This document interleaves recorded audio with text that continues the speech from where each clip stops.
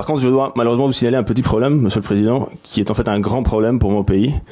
Je viens de constater que je suis assis devant une carte qui montre les îles Malouines, las Islas Malvinas, comme faisant partie du Royaume-Uni de Grande-Bretagne, ce qui est en fait, pose un grand problème à différents niveaux, y compris juridique, parce que je ne peux pas, en tant que représentant de l'État argentin, parler librement devant cette carte. Ça revient à légitimer une situation qui constitue une atteinte, un attentat à la souveraineté de mon pays, à la dignité même de la nation argentine, et surtout une violation flagrante du droit international. Et Malouine, entre parenthèses, donc on sait que ce territoire est contesté. On n'a pas attribué, comme vous le dites, sur cette carte.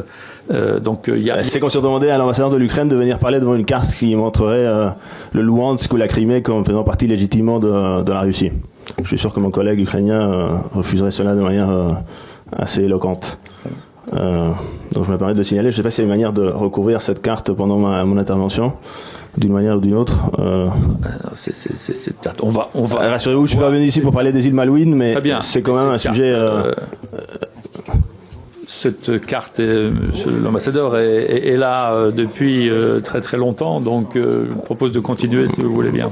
Ok, bon. En ayant fait de prendre note de cela et on pourra en discuter plus largement. Très bien. Il y a 15 000 soldats français au moment les plus critiques de la guerre, juste après Verdun et la Somme, quand le peuple français était épuisé.